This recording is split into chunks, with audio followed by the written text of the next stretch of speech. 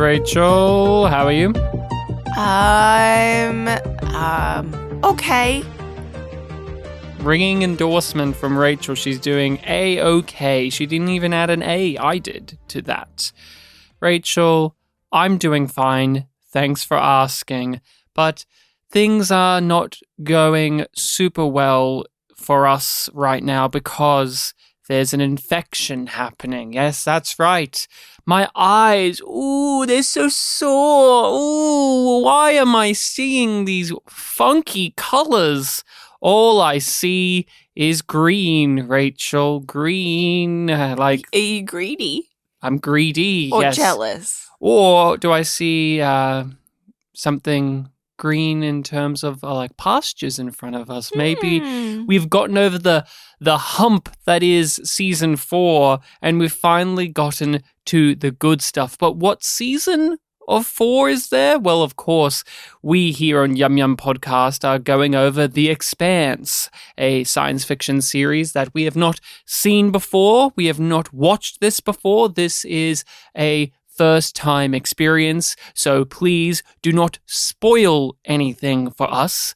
Please keep those lips zipped up because we want to come in with as fresh a take as given possible, like as much as we can give you. And season 4 of The Expanse has been a bit of a weird one. It's been such a strange journey for us, such an oddity for this series, but I'm just going to say outright, Rachel, and I don't know if you're going to recoil, but given our experience as Yum Yum Podcast, a series that, like a podcast that goes over science fiction series, this isn't that new to me. Now that we've gotten to like near the end of the season, I feel like we have covered things like this before, like with Babylon 5 or with Star Trek Discovery, where they reach a certain point in which it's like, let's just keep throwing problems at the characters and that will be the story, is that they are just having to problem solve. Yep.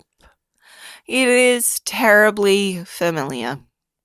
What isn't that familiar, though, with The Expanse is that it just doesn't have that yum yum in the same way that Star Trek Discovery did. No. The thing that inspired us. No. It has its own brand of yum yum. And of course, we name our podcast after that amazing line of dialogue from Star Trek Discovery, the series that made us want to podcast in the first place. And it was a strange line. It came out of nowhere. It was supposed to be comedic, but it also had a little bit of horniness in there. And that is what we look at when it comes to The Expanse. But I know we're jumping around the usual structure. We don't even know what episode we're going to be discussing. Haven't even given the summary, but I'm just going to cut to the chase. I don't want to wait. This is maybe the first episode truly of The Expanse that there is no yum yum here. It's anti-horniness? There's nothing. I'd be damned if you could even give us an automatic Amos pick, even. Nothing. Zilch. This slugs, maybe? There's some slugs. Those are always fun. Yeah, wouldn't call them sexy, but trails everywhere. yeah, they're leaving their cum slime everywhere, but how about you bring us to order, Rachel? How about you wrangle us in and give us the summary of whatever episode in season 4 that we are talking about? Which one is it? What number are we on? What's the title and what happened? We are at A Shot in the Dark. I am a movie star. I play in this movie called Bang! A Shot in the Dark.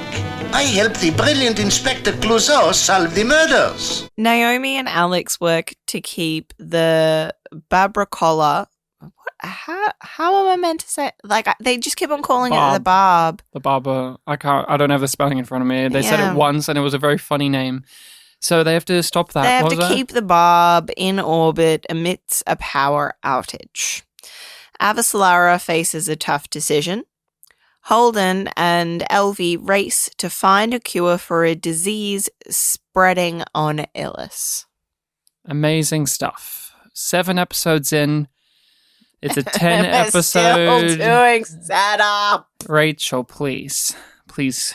We know they're still doing setup. This is the season, though. This is the season of setup. It's more setup than season 1 was. The books, they're done in a trilogy fashion. So we had the first trilogy done. Now we're on the second one, and that means the first book in that, and thus this season, is like the setup again. We're setting up things again. Don't worry, Rachel. This will all be worth it because season 5 is really good. So we've been told. I don't trust it anymore. No, this has really lost my investment. It's worn me down. It's worn me down. I'm there with you. This episode is okay. It's not as better bad as the last one, but it's not good.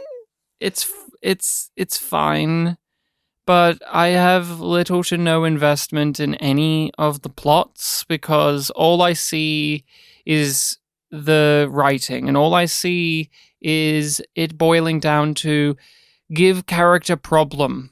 And thus that makes it interesting. Give character problem, make character screw up, make characters double down, make characters just jump through hoops. And maybe along the way, we will garner an emotion out of the viewer. Perhaps along the way, we will articulate a point. But that's how it feels. It feels like they're just hoping that along the way, things will pick up. If we just keep forcing the viewers to watch our characters struggle, then maybe something good will come out of it. And that's my overall opinion on a Shot in the Dark, just to kick us off with. I thought that this was a step up from the last episode, but I think it's just emblematic of season 4. They get to points that I thought they would have gotten to much, much earlier, and thus a disdain is happening because it's not as if I'm impatient. It's not that I don't get slower pacing. I just believe that this season in particular stretches itself out. There are reactions to things that happen in this episode that I and you too discussed 5 episodes ago should have happened in those moments, but we just have to wait and we get there eventually. And I think it just gives a degrading effect to the characters and the series because it no longer feels honest. No, we talk about this sort of problem a lot when it comes to discovery of the show thinks that we haven't pieced together things that we have, and then it throws other things into the work as like, surprise, bitch! Didn't see this coming. And it's like, well, no, because that doesn't make sense. I also look at it like Babylon 5's final season, in which you can see the semblance of the idea and the points that it is supposed to bring, but it is just given in a way that doesn't feel realistic or doesn't feel true to what this series is. Now, nothing in season 4 is to the level of Byron in season 5 of B5, but no, I see a lot of the same symptoms of the storytelling issues in which it's like, why aren't characters expressing themselves like this? Why aren't they reacting like this? Why are the writers holding back certain pieces and playing them later on? Why are they presenting things the way they are? And certain series can get away with that. We love Better Call Saul. Better Call Saul would be super deliberate in the way that it would dispense its themes, its messages, and the important plot beats and character stuff to aid the overall points. But I don't have that sense of security with season 4 of The Expanse. I don't trust it. And each plot is racing each other to being ones that I don't care about, to ones that maybe I care about more. Like, let's be honest here. Do you have, out of all of the plot lines we're following in this season, a favorite? No. Do you have a least favorite? No. they're all pretty even. Yeah. But they're not failing. But we are far from the A-grade plots that we were getting. And we're getting awfully close to plots that are failing, but they have enough structure that they're not fully failing, because it's just like, well, I can see clearly what you're doing. It's not engaging me, but you are achieving the outcome that the writing wants. I am thinking back to our criticisms of The Expanse and how one of the shocks of it coming in, given the buzz that this, not just the show, but the books have, is that it's deeply familiar. They are using tropes and cliches so often that you are just so aware of within the genre or the genres that it's playing with. And we got over that hump and recognized that there's not necessarily a problem with using the given skills of the medium. There's nothing wrong with they're following the general, I guess, momentum and trappings of the genre because they're tried and true and they work. And the trick is you build off of those. It's a foundation. You build on top of all of that stuff and you bring your own unique qualities to it. Hence, Christian stuff in previous seasons was truly riveting because although, yes, it's very much like your typical political thrillers or political leaning stuff, like that actress even was in 24. And there's moments within Christian's story within this series that even skirts around some of the stuff you would have seen in that show or stuff you would have seen in The West Wing or stuff you would have seen. And we can list so much House of Cards and even, on and on and on it goes, or historical things. But there was something brilliant to the points that the writing came with. Christian as a character was a wealth of cool points of view that was unique to her and unique to her corner of this series, as is when we would hang out with Amos, as is when we would be with Anna, and so on. We can list them all. They all had their thing, but it all resonated within what this series was bringing. But now, here we are, and Christian is losing the election, and I don't feel like there's anything unique to this. Why am I sitting through this when I could just be watching any other show do this in the exact same way? Like, what about Christian being a brat and having hissy fit and bitching about how she isn't seen as popular even though she's correct or believes she's correct? I don't know what it is about the writing in particular, but on paper, all of this should be appealing to me, but the actual dialogue and the way that we're spending the time, I find to be disingenuous. You know what? I had a really tough time with her plot in this episode. And I was just like, I am really not hiding how much I'm disliking it. And then you pointed out to me that I kept on groaning and moaning when the scene, like that kind of attitude was showing through just in the way that I was like breathing, because I'm so done with this. And so much of this plot is like relying on us buying her relationship with her husband. And I'm at the point where I don't feel their relationship. I don't get the sense that they are connected, that they are bonded, that they know each other. They feel more like colleagues. Unless you need some things different. How about cyanide? We only have hemlock. How poetic. they have these two speechwriter people, or like her two PR people, and they are portrayed like idiots, like boobs, like complete dumbasses.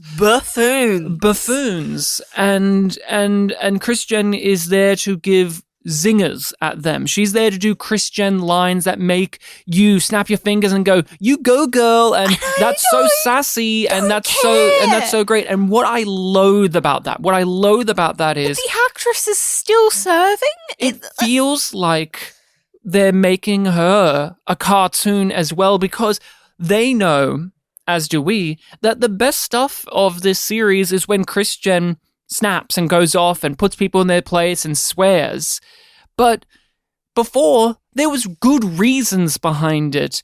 And if there wasn't, there was something more to deconstruct. But this, they try to do that second part where maybe there isn't something good here. Let's argue against it. But she's correct. They are idiots. They are played like idiots. They are played like jokes. Does a single person believe that those two people are actually good at their job?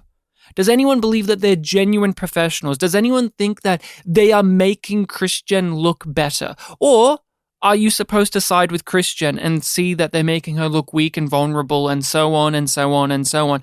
I am not at that point where I think, oh, well, if Christian actually listened to them fully, things would be better for her. I don't.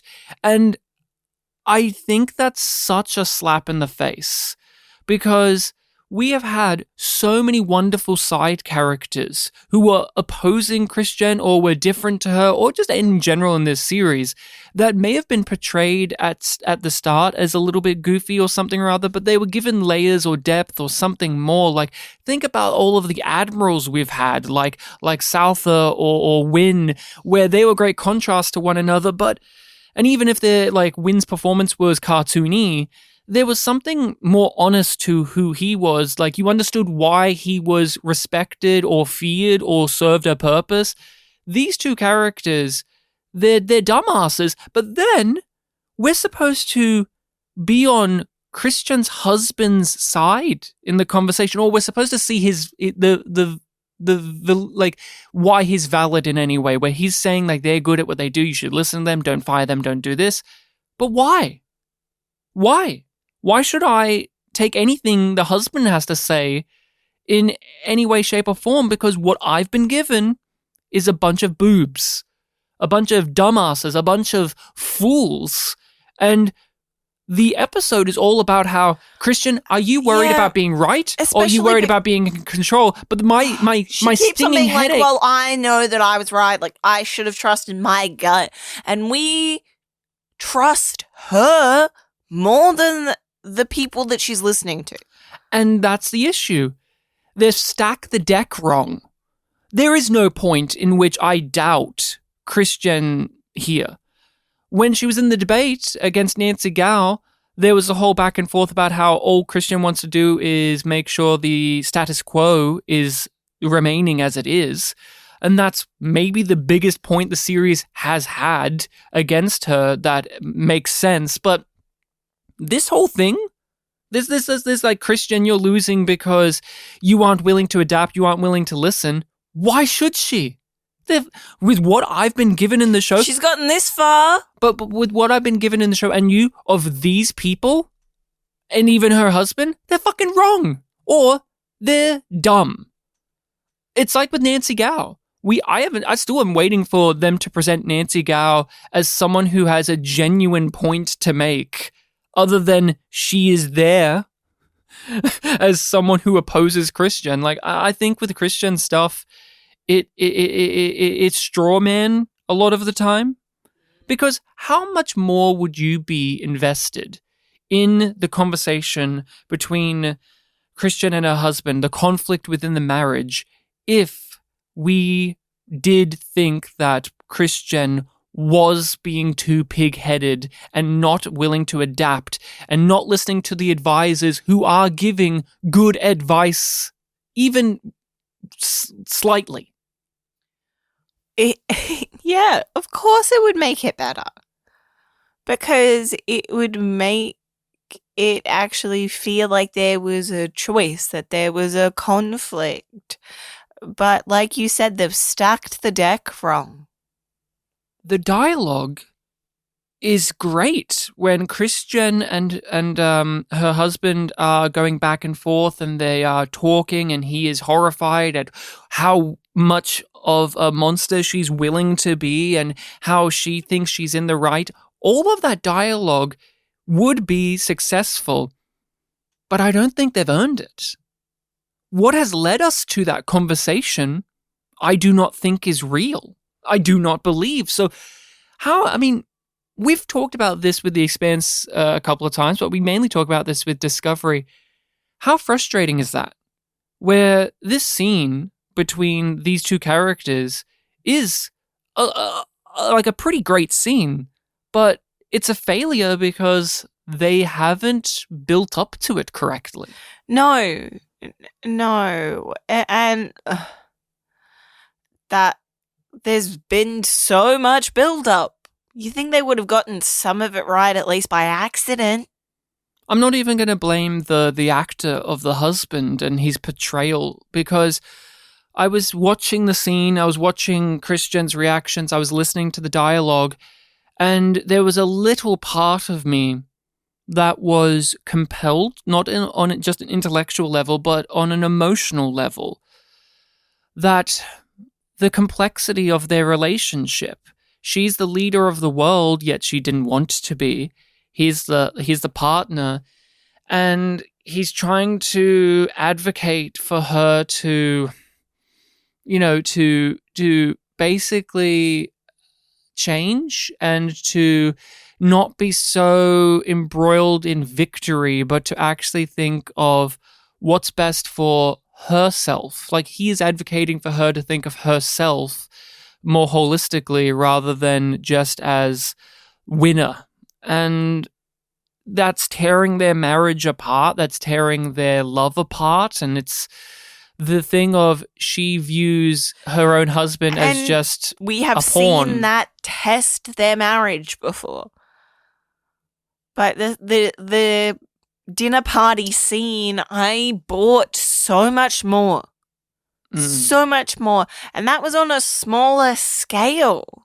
This relationship we have talked about, and it's not even just because Brian George was really good, but just with what we have been given throughout the previous seasons, and minorly in this season, I would say that this is, without a doubt, the most nuanced and complex and definitely the most compelling relationship in the show. Like, I wish that there was this more often. I wish that he was ever more present, and I was hoping that this season, even with the new actor playing the role, would nurture what they've been giving us previously, and they've squandered it for a majority of the time. But in this episode, I thought the Christian story was the best story in the episode because they spent more time to breathe.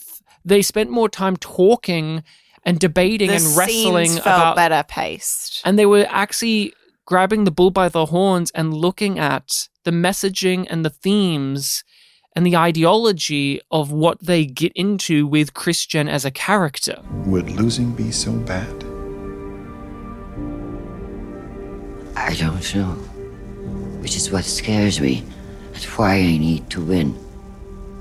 I can't be right if I don't. How far are you willing to go to find out? As far as I have to.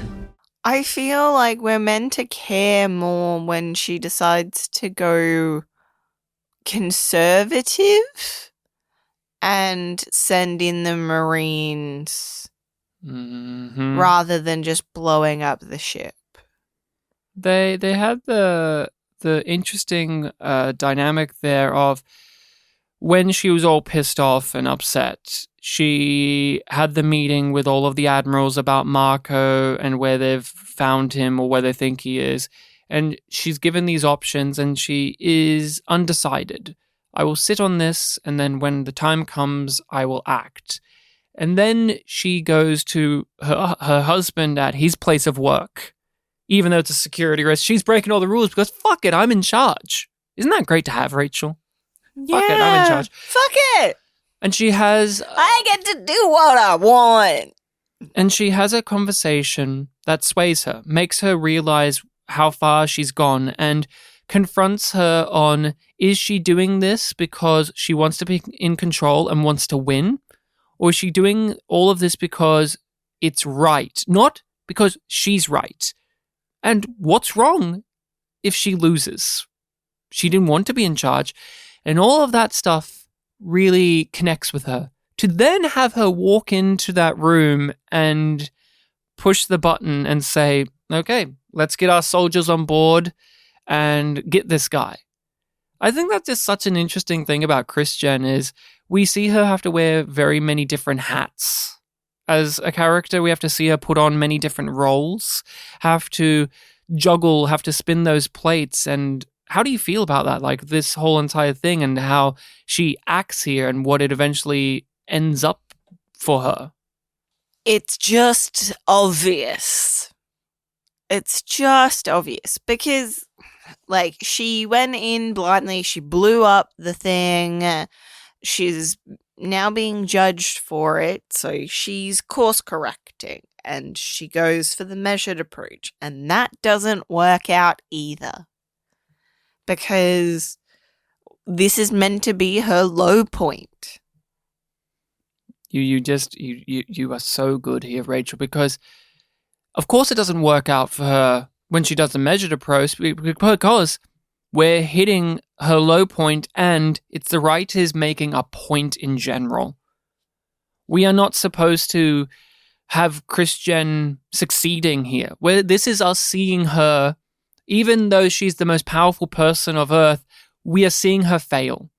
Even when she does the quote-unquote right thing or the more logical thing or the more measured thing, we are meant to see her flounder and fuck up and fail, and it doesn't feel organic.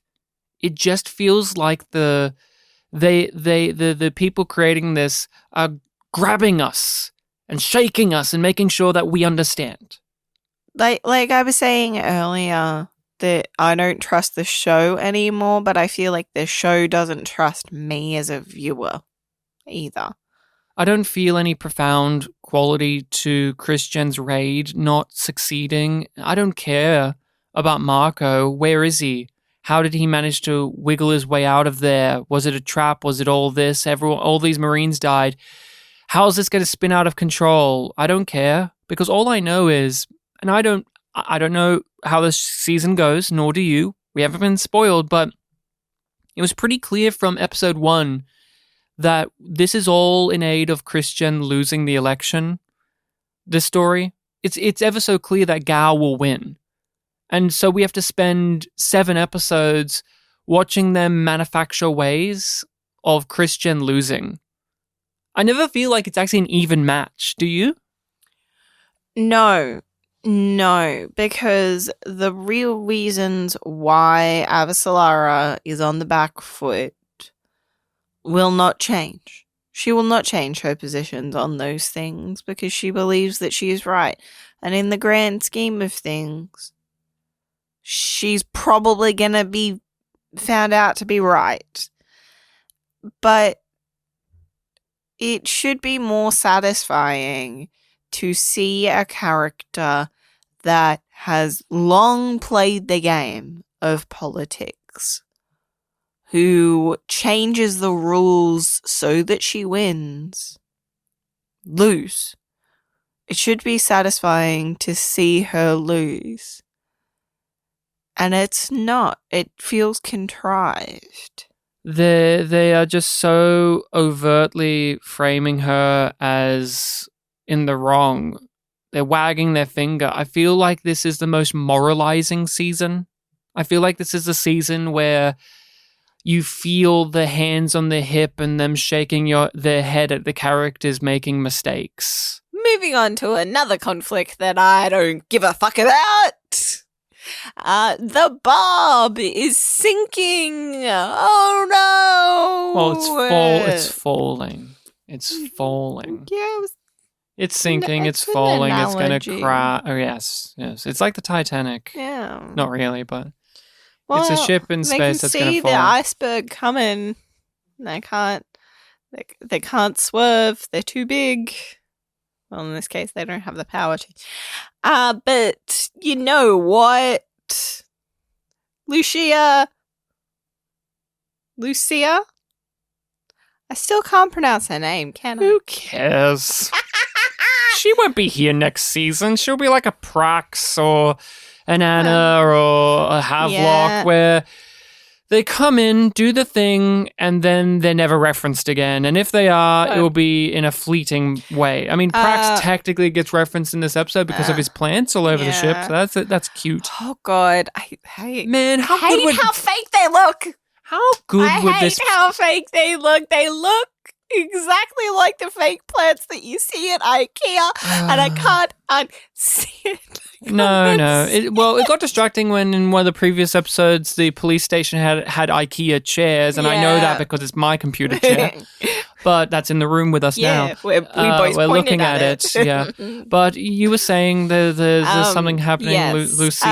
Lucia's daughter. Yeah. Is here. Well, Lucia figures out a plan to try and save the Barb because Naomi and Alex figure out a plan that could save the people. So she can save her daughter. That's fairly easy.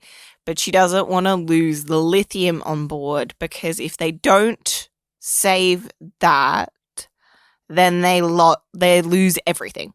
And everything was for naught. And she can't live with that, right?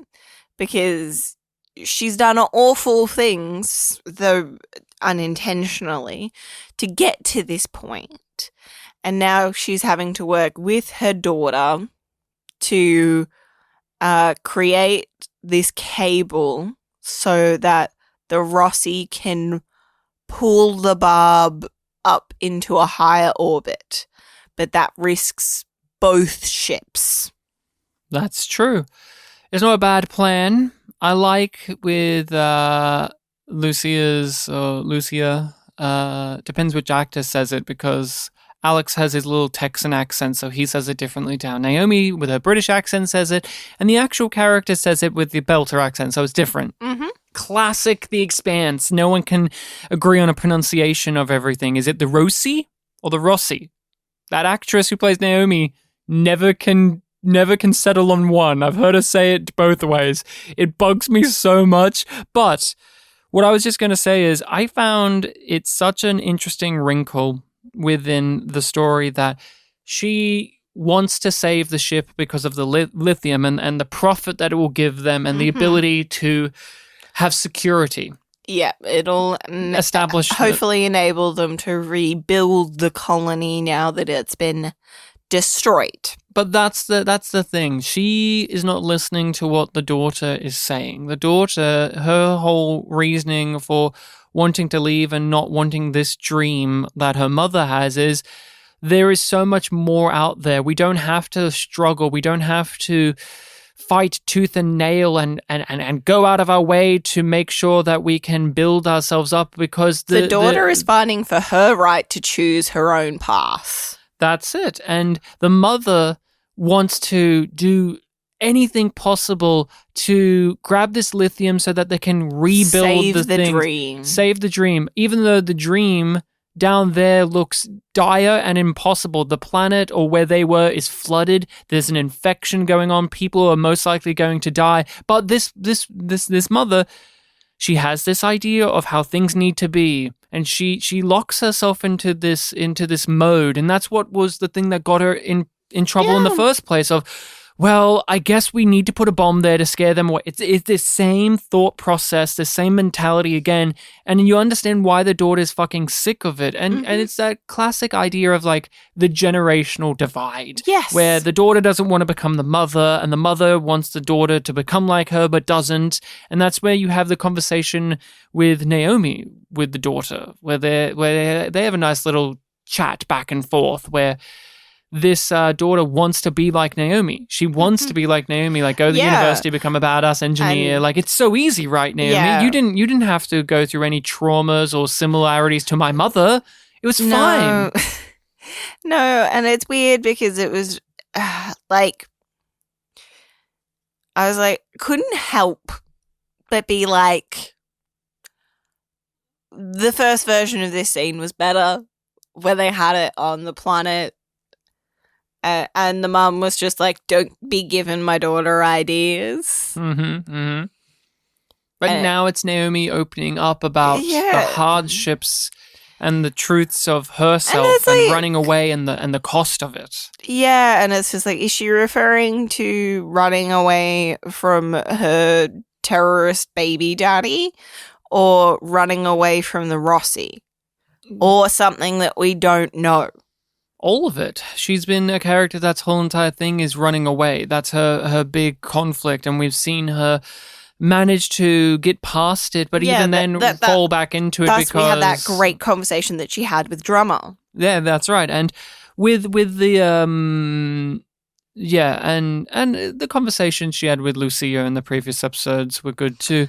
What I like about these stories up on the ships is they are problem solving. Yes, there's a lot of technobabble and science talk and problem solving, but they're deeply rooted in character stuff that I find, unlike the Christian stuff, to be earned. And ongoing themes as well. And that does tie these two plots together. The idea of doing what's best and what is right and winning, not necessarily all being the same thing. I know the feeling of wanting to run away. Every day is harder than the next. What did you do? I ran. I regretted it ever since. My biggest complaint about this, and it's not that I don't care for these new characters, they're fine. Again, that's the problem. They are fine, but the show is going out of its way to flesh them out and develop them. My biggest problem with it is it's repetitious. Like repetition is happening. It's very repetitive. It makes it really dull. The Naomi conversations feel interchangeable every time she's talked about it, even though they're well written, well acted, and moving. Yeah.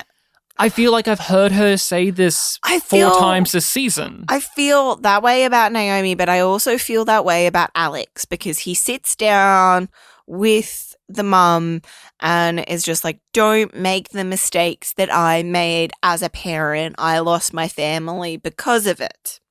I disagree with you about it feeling the same way with Alex, but that's where we can have a good conversation. I feel like he does this with so many people of like, don't be like me. Don't be like me. Don't make my mistakes. Yeah, I but can we see also that. know that he doesn't, like, he regrets losing his family, but he doesn't regret the choices that, because it's just like the choices that led to him losing his family are also the choices that led to him being on the Rossi. And he is happy and confident where he is now, but he's also sad for what he's lost. Yes. Why I look at this a little bit differently or as something that isn't as familiar with Alex is... It's not to the same degree. Why I look at it as good is this is character growth and development, because we have hated Alex for the things he has done. And a huge problem with that is he was never him sending that message. He was never truly honest with himself. And whenever he would verge on it, he would cut himself off. That's why I find this deeply satisfying, because he finally is saying it out loud. He finally is no longer just hiding behind rhetoric or ideology or imagery of being a hero or any of it. He uses his story about how his son wanted a box of sand and that it was this amazing thing where it was the one time he felt he actually provided the things that are required of him as a dad. The one time where he felt like he did something He got right. it right. But it's him admitting that he only did it once. And is that good enough? And should I be using this image of my perfect dad moment to justify everything else? And he's saying, no, it isn't. And don't do the same things that I did. And I loved this for Alex. This is maybe my favorite Alex scene. And it works. Oh, it's up there with the lasagna. And it works because we hated everything Alex did beforehand. Yeah. This is why you make a character loathsome, because it's an arc, it's a journey, it's an expression, and it's him being vulnerable and recognizing his flaws while still doing it in a very Alex way. He does this as a dad. This is almost like him sitting down with a daughter and telling them, hey, don't make the same mistakes I did. And yet the story is about how he wasn't really ever a dad. That's such a fascinating thing about Alex is his whole thing is he is not a dad, but he's deeply a dad. Yeah. I thought this was the greatest scene in the episode. Yeah, I can see that. I love that actor's performance. I think he's very good as Alex. I thought that this was the usual standard of writing that I come to expect from The Expanse. We have a moment to pause and say, let's put down all of the technical babble and talk and do character stuff. What I hated, and I think they ruined the scene. His conversation is there to spark a light bulb moment to the technical plot. Yeah, because it couldn't just be a nice character scene. We said that they have a plan, but we didn't really explain the plan. And because they've got a limited time to turn these mining nets into a rope so that they can tether the two ships and the Rossi can pull them. So it's not like, oh, now we have the plan, we can do the plan. It's just like the Barb has got to do their stuff because that's where the supplies are that can do this. The Rossi doesn't have anything that is like, a kilometer long and can take the strain. I don't have anything else that I want to say about this. I'm just so saddened that this conversation that Alex has is undercut with a eureka moment to make the plot keep progressing. Yeah. It was so sad to me because it was such a beautiful moment for him, and yet it's still a great scene because of everything I said beforehand. I just think that season 4 keeps doing that. It was in the last season, wasn't it, where Naomi opened up to Holden about her son and about Marco. And you know what I didn't get from that scene? I didn't get Holden hearing this and going, you just sparked an idea for me to save the day. Because that's not what that scene was really in aid of. No. And that's sadly what they force so many scenes to be in The Expanse. Yeah. You know when Anna gave that eulogy that I keep coming back to? Yeah. When I keep coming back to that beautiful eulogy Anna gave, it's not like then someone in the room clicked their fingers and went, she just made me think of a way to save us in ring space. It didn't happen like that. And that's unfortunately what every plot I feel in this episode does. Like, there's nothing more to discuss about the tether plot until we get there. That'll be... But the character that's work... later. The character work, I feel, is more honest, more true, but it is littered with those little things that bother me, such as the repetition and the need to make those wonderful exchanges between the people we care about basically sum up why they need to keep making the plot continue on, rather than just having those dialogues about how the characters feel just be that. Just dialogue about how the characters feel. No, we have to justify it.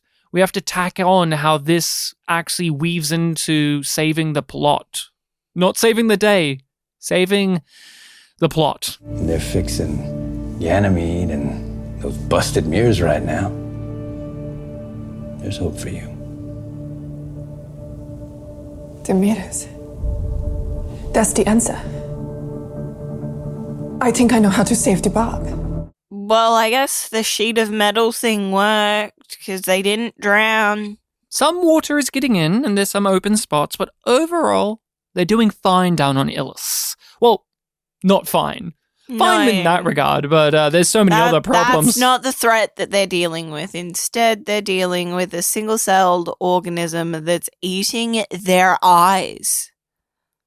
Which sounds horrifying, and I don't give a fuck. They explain that it's water-based and that the water from the tsunami has basically sparked this off. And since we are all and contained in one... Holden's immune! Because he's the special chosen one. There's so much and he has a stuff conversation with the scientist, and it's LV, just, yeah. oh god, it's just so it's weirdly funny to me. Can I tell you who I related to the most in the Illis plot? Who? Amos. Because all the blinking that Amos is doing, and like Holden tells him that everyone will go blind in a day, and Wes Chatham as Amos does some of the best acting he's ever done in the show here. You see Amos completely change, but he has this first reaction of like, are you fucking kidding me?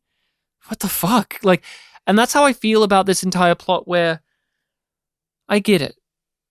You want to make the stakes raise, you want to make sure that the peril is felt, but the actual story being told down here is characters walking up to other characters and telling them, here's another problem that we are faced with. The lack of food, the lack of water, the water outside isn't going down. And it just feels never ending. And I don't mean that in a satisfying way. I meant that in all of the scenes kept coming across as a necessitation to keep telling us that the characters are fucked.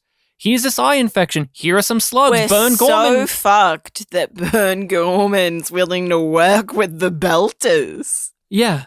And now this is where I can see the argument of it being a shorter season impacts this, or the fact that the original source material is all on Illis, because this feels super condensed. In the 45 minutes, let's be generous and say we spend 20 minutes on the Illis plot. That's generous. We spend 90% of that with the series itself reinforcing and telling us and introducing all of these horrifying problems, all these horrifying events that they have to... That people have to contend with. And in a book, you could have that be chapters, several chapters. Here's the slug chapter. Here's the book or chapter of Burn Gorman killing men and doing this. But within this episode, it got to the point of it's so overwhelming that it circled back around to me just finding it non-eventful. Yeah. Yeah. Like... the eye infection plot. We've laughed about it. It's silly. It's goofy. Mm-hmm. People are rubbing their eyes. They put green texture marks on the actors' faces. They just grabbed a green texture and scrubbed it on their eyelids. I did kind of enjoy where we were getting a shot from Murtry's perspective, and there were little green splotches on the edge of the frame. I was like, oh, they cared a little bit. Why do we find the eye infection plot to be the step too far? Why is it that we mock it? Why is it that we roll our eyes and scoff? Why is it that in this episode where it's presented as a legitimate threat, we don't care? Because it's a cheap trick. That's what it feels like. It feels like a cheap trick. Because we have so many other things going on. And, you know, in life... that happens where you have, like, the truth is stranger than fiction and, you know, things fall apart in a ridiculous manner and it's just like, there's more, fuck it, why is there always more? But in fiction, there is a balance that needs to be maintained for you to have interest. Because you feel like all of these concerns are legitimate, right? The lack of water, the lack of food, the lack of safety, and the precarious nature of the shelter that they are in now, right? All of those things would be an interesting enough problem for them to deal with, but they keep on layering it on thicker and thicker. And the more problems they have to deal with, the less interesting each of the individual problems are to me. And the escalation of the eye infection from people are rubbing their eyes to everybody's going to be blind tomorrow night is just too much. They introduced it so flippantly and obviously to now, an episode or two later, they are giving it as the most dire thing that any character has had to go through. All of these other problems we don't have to deal with because this takes precedent. And it's nice that, like, everybody is acknowledging that he is the truth of the infection. I like the touch that she's lying to them, saying it's an allergic reaction so that the panic doesn't set in and everyone kills each other. Grabbing the stuff from the first aid kit to try and sedate people when they do start going blind. Yeah, one of the things that I am just having a difficult time chewing on with season 4 is I think there's just so many leaps in logic or things unexplained or things given as just take it on board or just plain old lying to me. Like, for instance, we started the season with the big weird thing being those little flying bug things or whatever they were, like the little fidget spinner things. Why? And it was treated as like, oh no, this is a big problem. Haven't dealt with that ever again. Hasn't even really come up again. It was just a thing to end the episode on with a cliffhanger, spooky, woo, things aren't right here. And maybe that will come back. But my point being is it feels like things are so interchangeable. Oh, it's the bug thing. Oh, it's Murtry with his boys with a gun. Oh, it's an eye infection. Oh, it's a flood. Now it's slugs. Like, it doesn't feel as if there's an actual earnest need to have the dangers there because they are so dispensed with. They just dispense with these things and move on. Like, for instance, the eye infection thing. Can someone explain to me? With what we've been given? Not what's in the book or what we haven't seen, what's been given, why Dr. Elvie isn't more blind than the other people. She's so full of sight right now. Yet she was going. She's so full of sight.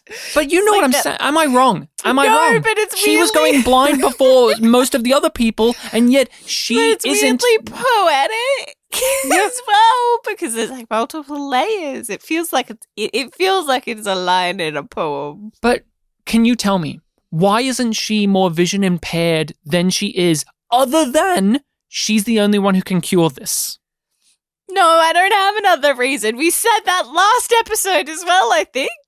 Why isn't she more vision impaired? Why isn't she more fucked up? She was getting these symptoms before many other characters were, who are now far worse off than her. Did they? Again, do not tell me, in the next episode or in the book. Did they within this episode have a line of dialogue where she said that she's been treating her eyes and that's why she hasn't progressed with the blindness much more than the other people? Did they have that?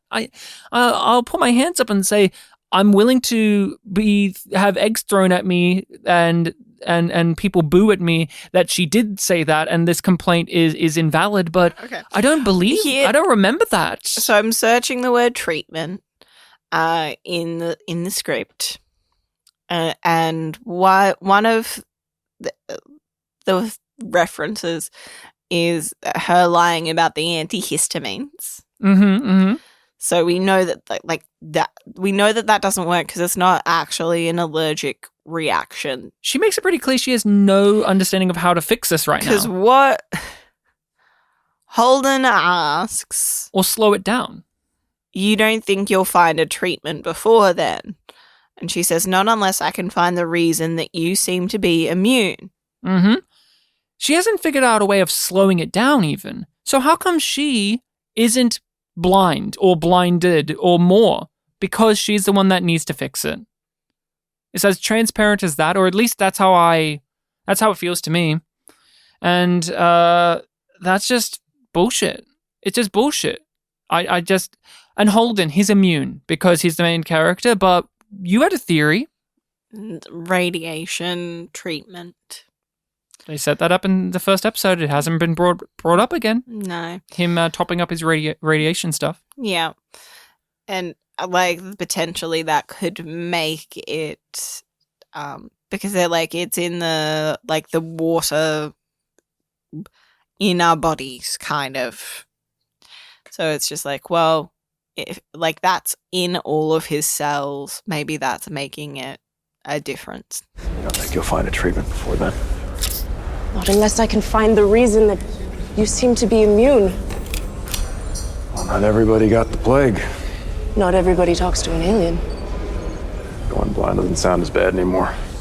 Burn Gorman Murtry has a really up and down journey within this episode, but he remains true to what he is, which is a piece of shit.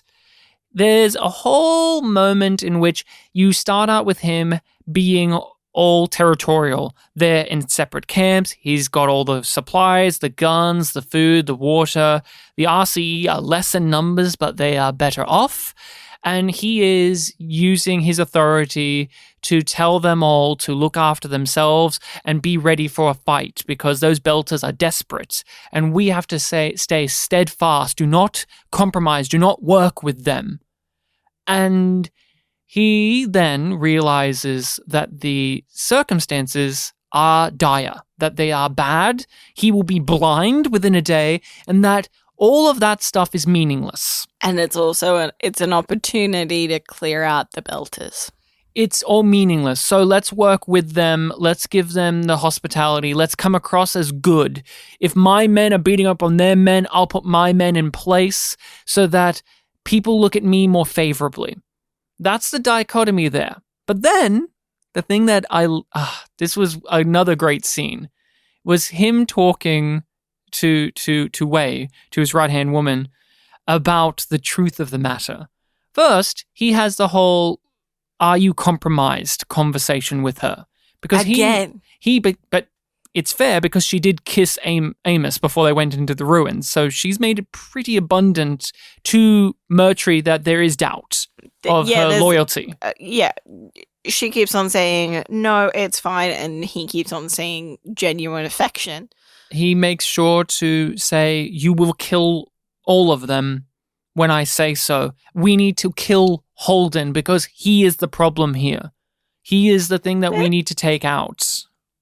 We started with how he says that, he's been spilling blood his whole career and other people were getting rich off it. So he's made a deal to get 1% of the profits from New Terra. Initially, that's the whole thing, right? That's why he's been going so hard. Yeah, that's why he is so, and we get a reference that I don't think we know fully yet. An incident from their past. Their past. And it was about Antaros. Yes. And all of the belters. I got sucked out into zero-G space or whatever it was. Yeah. And it haunts him. He has PTSD from that. But it doesn't matter because it's not going to stop him. But it doesn't matter to the company either because he was successful, so he gets a little bonus. And they get a big cut. And that's what he is cynical about. I loved this so much for him. Oh, I did. As a character thing of, he's no longer a company man. It's just the truth. He's no longer a company man wholeheartedly, because what he is saying is, we are going to make the technology stuff ours. Mm-hmm. We are going to profit off of it. We're going to make our claim on it, and the company and everyone else will have to bend to us, because once we take out Holden and the Belters, we are here and we call the shots. So fuck it. I want the profit, I want the power, and there's enough for us to split it. And she's just like, you've never had to buy my loyalty before. Yeah, but that Amos guy's muscles sure are alluring. It was so alluring that Rachel almost was going to give an automatic Amos pick this episode, but then Amos was he was a sad boy, and that's the least attractive for Rachel, is when Amos is a scared, sad little guy. He's blinking so much and so hard. It's funny to me. He's blinking too hard for you to find him sincere and serious. No, like as soon as he gave me the out for the yum yum moment, I was just like, I'll take it. I had a half-hearted answer that I was going to make up, but didn't need to. Well, Amos is going through his own little Amos is scared stuff.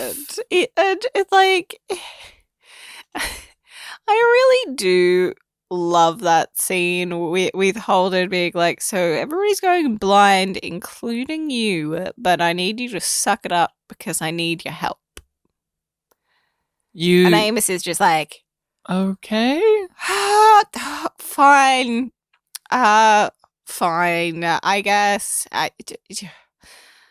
Really? Fucking hell. This. Some of the most intriguing material in The Expanse is when you see even this situation rattles Amos. That's always interesting, because he's so put together, so to speak. Obviously, he's mentally fucked up, but he has a certain way of carrying himself. And he compartmentalizes. That's it. But when he's presenting that he may go blind, and then Holden is like, well, snap to attention, though. I need you to be the tool I need.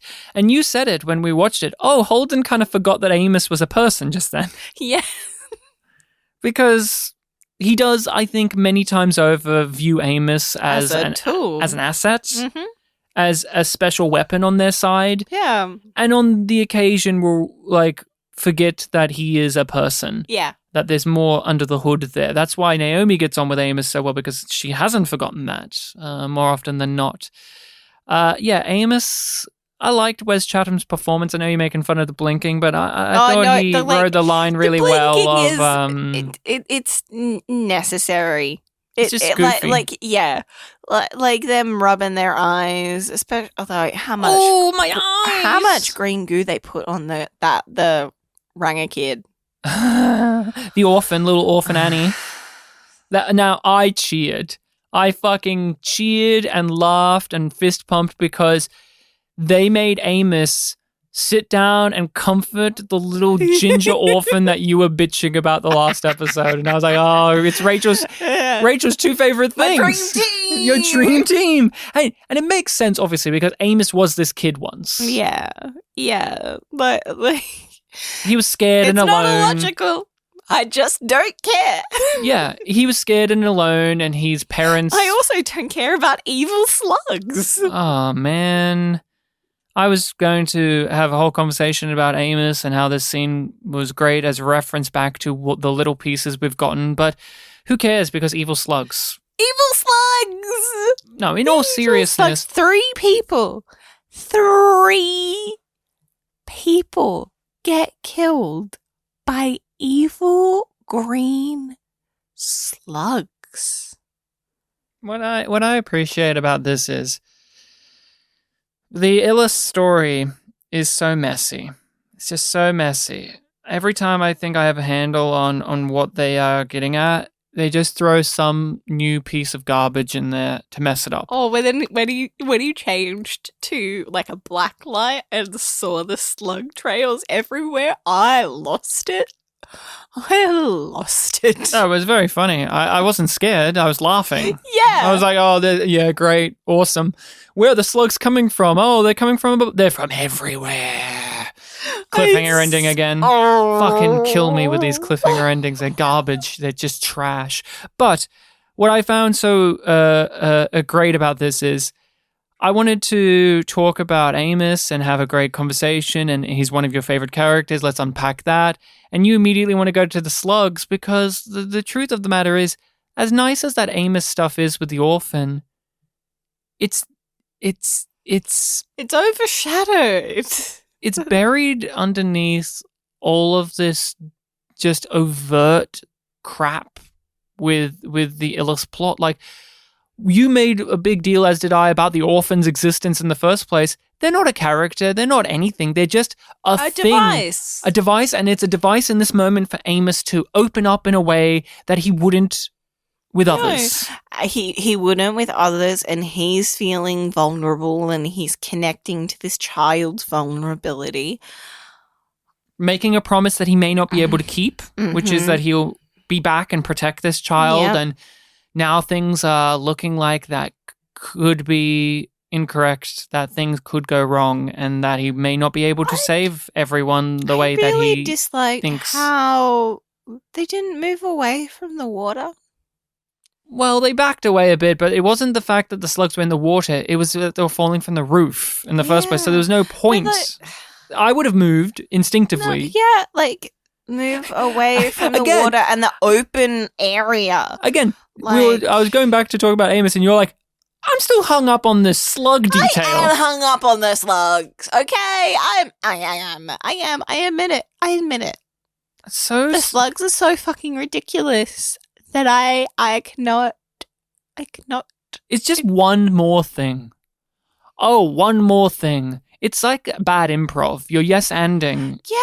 Yes-anding and yes-anding. And it's just like you end up with too many things in an overcomplicated mess that's not enjoyable because you can't untangle everything.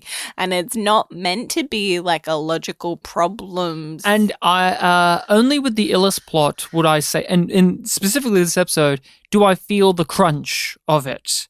But with the rest of the season, I feel that it's overextending. Like, I forgot this point, but with Christian, her husband gets all up in arms and is disgusted and leaves because he sees her do something that he finds amoral or questionable or monstrous because of just the way she's acting, the way she's speaking. We thought that he would have had that when he was sitting next to her and she was willing to destroy Nancy Gow's reputation by leaking information about her past. Remember that? Remember that, Rachel? Remember how we talked about, like, it's weird that he didn't react in that way then. No, they had to hold that for 5 episodes so they can have it here. So many story, like so many strands of this season are exactly like that. But then you get the slug thing where there's just so much going on within the ruins that they don't even have time to wonder, maybe we should explore the ruins some more to see if there's something we can do. No, we have to deal with mercury, we have to deal with the blindness, we have to deal with slugs. And I know we made fun of the eye infection plot. Is the slug threat more bad than the eye infection thing? Because at least, I don't know, man. Like, the eye infection thing's silly, but man, when that slug fell on that guy's bald head, I was just like, man, I don't want to see this. I don't know. I don't know, because it's one thing for them to be dealing with a single-celled organism. They call that out. Now, the slug is a multi-celled organism. So what's coming next? Are we going to get a green bear? No, we're going to get Miller again, and maybe he will do something. we're getting into predictions, but let's just rate this. It's a yum. I didn't really like any part of this episode, and I found it ridiculous, and it undid my investment in characters. This is a yum. Yeah. It's not as bad as the last episode because there were things I liked. There were things that I loved even. There were some conversations or scenes that I found not only to be the best of the season, but maybe arguably the best of the entire show for those people involved in those moments, like with Alex. But that's also more annoying in a way, that an episode can contain greatness, but it's just bogged down with some of the worst tendencies that the show has and or modern television has within it. And that's our conversation on A Shot in the Dark. Now, what is the next episode of The Expanse that we will be watching? We are first time watching. We don't know anything about it. I don't even know the title of it. Rachel, you're going to tell me the title, and we will guess what happens in that episode, given with what we have watched, the title name, and any other little inklings we may have. So what is it? Do you think it's going to be going back to the one-word titles? No, I think we're past that now. We're past that trend? Will it be longer than A Shot in the Dark or shorter? Tell me, what is the name of it? The One-Eyed Man. Okay. Do you have any ideas of what could be happening in The One-Eyed Man, episode 8 out of 10? So I think we're going to continue to deal with Avasarala and maybe some fallout from the failed mission. I think we're going to get Ashford and Drummer's reaction to that because they were also planning on attacking and getting Marco. And I think I'll find the stuff on Ellis boring. That's just a prediction of how you will react, not the episode itself. I don't even care to predict because I'm like, it doesn't fucking matter. Okay, I'm gonna focus on the. We didn't even get a Bobby plot in this episode. I'm grateful. Sure, I'm grateful.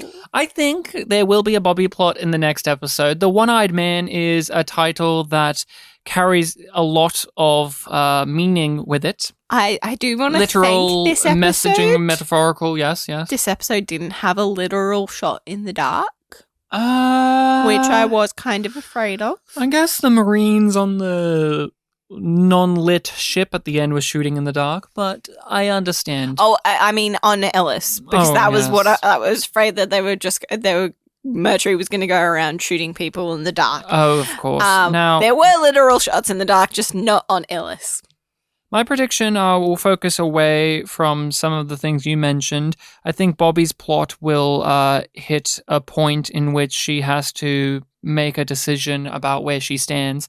The One-Eyed Man may be referring to her mob boss guy, and where do you cross the line of doing things for fun and doing things for profit and doing things because they're immoral? I think that he's going to reveal some heinous thing about whatever's going on, and she will maybe have to decide. No, I don't even think she will act, but decide on if she's going to stay here or not. Is she going to make a stand like she usually does? And I'm going to focus on Illis. Amos will go blind. I think most of the characters will go blind, but I'm going to choose Amos because he's our character that we know and love and care about, and it would be dramatically interesting. I think the One-Eyed Man also could refer to Mercury stepping up his greed and his tyranny and escalating things to a dire circumstance. It is going to be about retaliation. The biblical an eye for an eye. And I think that Miller will return and they are going to all be led further and deeper into the ruins to activate stuff under the promise that it will save them, under the promise that it will make things better. And we will be questioning along with Holden if this is a lie, if this is another act of betrayal or suspicion on Miller's validity as an individual. I feel like there is like a fable or something that links in with the one-eyed man. And my prediction for the rest of the season is I think that the planet Illis will be destroyed from the actions that they are taking here. And that's it. Maybe they'll save the Barb in the next episode too. But that's all we have to say on A Shot in the Dark. Rachel, take us out. You want me to do all the plugs again, huh? Plug us up. Plug us up.